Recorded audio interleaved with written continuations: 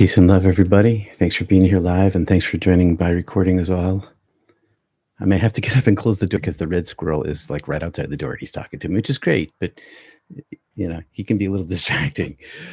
So, or she, I don't really know. Deeper mystical meanings of the dissolving of hatred and universal loving in Isa Upanishad 6-7, picking up where we left off yesterday at Not Church. So here's a translated quote. When a person sees oneself and all beings in the self, then the self doesn't hate anyone. They who see the unity of life and perceive all beings as their own self feel no hatred by that realization. That's Isa Upanishad 6-7. So let's explore some of the key concepts here. There's a few of them. I numbered them. First, the one self, Atman, in all beings. Capital O, capital S, the Atman, in all beings. The concept of Atman in the Upanishads refers to the true self, the whole self, the oversoul, the omni-mind, thanks, Sachi, the eternal, universal God beyond language. Second, the ones. Seeing oneself in all beings means recognizing and interiorly experiencing that every individual being is a manifestation of the same universal consciousness. Third, all beings in the self with a capital S, all beings in the self. This mystical state of union, or union's leftovers, extends the realization that universal consciousness is present in every being and contained within universal consciousness. So it's in every being and we're within it. It emphasizes the interconnectedness of all life, like in a quantum entanglement on a universal level. Fourth, no hatred. When one perceives this unity, the notion of separateness dissolves. Hatred, which arises from the illusion of separateness and the egoic self, naturally ceases to exist, like a candle getting snuffed. Fifth, this perception of unity brings about a profound transformation in understanding and experience, a complete paradigm shift. Sixth, it raises a sense of universal love and compassion. This naturally arising love is unlike any love I ever felt before I first died. This love contains all love and is unlike all other love. It contains it, but it's also unlike it. And yet each one of them is like a facet of a diamond, of the diamond. Aspects of this one universal love. It's not about emotional love. It's somehow the soul love. And this new love comes on arrival when realization happens, and it magnifies all of the mortal love. It increases the glow in all of those facets. Seventh, mystical content in ancient global mysticism. The Upanishads are ancient Hindu texts, just so you can catch up here, scriptures that explore the nature of reality, the self, and the universe. The Isa Upanishad emphasizes the non-dualistic nature of existence, where Atman, the individual soul, and Brahman, the universal soul, are one. This realization is central to achieving moksha, liberation, which we've covered a little bit on Tuesday in our Kriya classes, Yoga Sutra classes. B, Christian mystics like Meister Eckhart, no less, like Meister Eckhart spoke of seeing God in all creation. The idea, here's the Latin for you, imagio Dei. Imagio Sorry, mispronounced it. Imagio Dei, the image of God. Think of the book of Genesis. It points out that every living being reflects the divine nature. Seeing this image in others leads to universal love and compassion, transcending the egoic self and separateness, hence the end of hatred, including that of self-love. And if you've probably heard Eckhart's reflection here before. The eye wherein I see God is the same eye with which God sees me. So I'm going to toss in Sufism today. The mystical branch of Islam speaks of the annihilating of the ego, the fana, to achieve union with the divine, baka. Sufi mystics experience in the oneness of all creation and presence of Allah within every being, which produces a profound sense of love and unity. Here's Rumi's wisdom. The lover's cause is separate from all other causes. Love is the astrolabe of God's mysteries. In conclusion, the quote from Isa Upanishad reflects a universal mystical insight shared across various traditions, as you can see for yourself. The realization of the oneness and interconnectedness of all life leads to the dissolution of hatred and the cultivation of universal love and compassion. What does the world need now? This profound transformation is at the heart of mystical experiences. It's the thing of the things. It transcending the ego and recognizing the divine unity in all being. This exploration reveals that despite cultural and historical differences, mystics from different traditions converge on the same fundamental truth: the unity of all existence and the importance of perceiving and embodying this unity in daily life. Well, you can't help but do that once it arises. And I think many of you, maybe most of you, maybe all of you have had a touch or a glimpse of this yourself, or you wouldn't be here. This cultivation of this space inside yourself connects directly to the space outside yourself. So say the Upanishads, Christian mysticism, and Sufism. And I could have tossed in a couple others, but for brevity's sake, I decided not to. And after I finished writing this, I was thinking to myself, maybe I should talk about this on next Sunday and continue what we did on last week. Let me know in the chat or in the comments whether I should, because we're so few here, and I don't want to miss this information. If you think it's valuable enough, let me know. If not, don't say anything. That's cool. All right. For next Sunday. Hey, Natasha, Catherine Louise, thank you for having my back again. And Jane, sorry. Oh, you got hearts going here. Thanks. So this is good. All right. Thank you very much. So I wanted to do a little meditation set up with you guys, and that is to do a little bit of a lead in. Hello from the Ozarks, Lynn. Yes, for next Sunday, Janet. Thank you. Good. I will. Thank you. So a little bit of talk you through it and let you practice on your own and wherever you are in your meditative life. And whatever structure technique that you're using that's working for you, stay with that. You don't have to follow along with what I'm teaching. Stay with what you know, stay with what you're working on, more importantly. But I will lead us into a little bit of a Kriya practice, and then I'll shut my mouth and we'll be able to everybody go into their own space, which is what I do when I'm here with you guys. I go into my own space too. I'm like, whoa, down the well. So it's great. All right, so let's take a look over here. Agree, says Kirsten.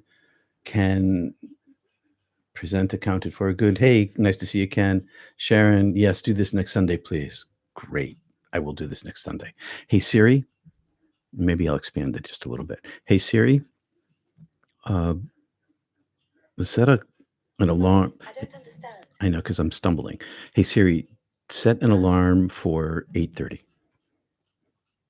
I've turned on your 8:30 a.m. alarm. Thank you. And if anybody has any good alarm suggestions for after meditation, something that would be soothing, and if you can hear it, let me know what that is. Tell me what I help me find something that's a little more soothing than the ocean or the birds or whatever I'm using right now, chickadees or something or other. All right, so feet flat on the floor. Where's my mask? I need my mask today. You can still keep your feet flat on the floor if you want to. All right, cutting down on some of the extra data coming in. No more, not on the light here. That squirrel is still outside my door. So it's going to be, I have to make sure that I can concentrate. Cut down one. That's why I cut down one input. Feet flat on the floor. My hands are in this shape on my lap, thumbs. I like to touch my thumbs to my belly button if I'm able to keep that concentration as well. Breathing into my feet. Let's just run through a little intro here. Up to your calves to your knees. Relax your thighs, buttocks, back, shoulders, drop them down.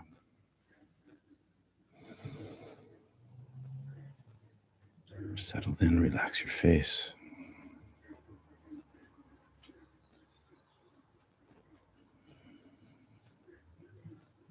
Full inhale.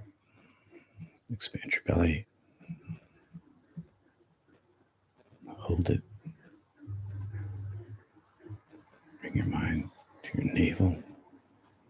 Squeeze the air out gently. Keep your mind on the squeeze of the muscles.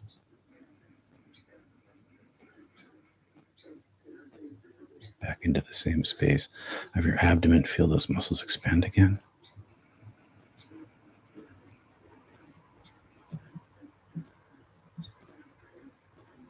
Pause. Exhale, control breath. Squeeze those muscles gently below the belly button. Feel their location. That's where your chakra is. One more time.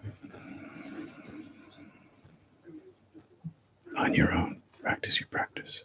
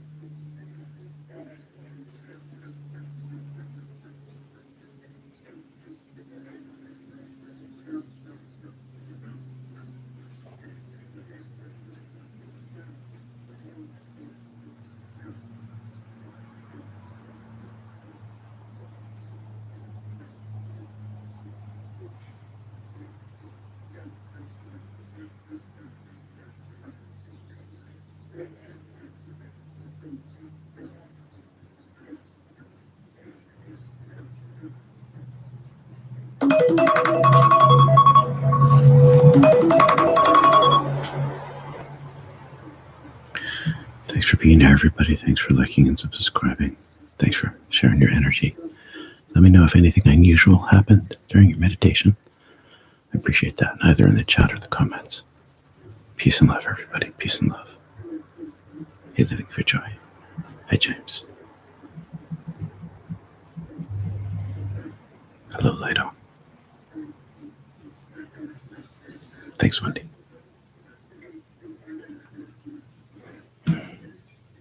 Lots of heat. Good. Hearts. Bees, butterflies, strawberries. This is Catherine. Peace and love, everyone. Not the alarm.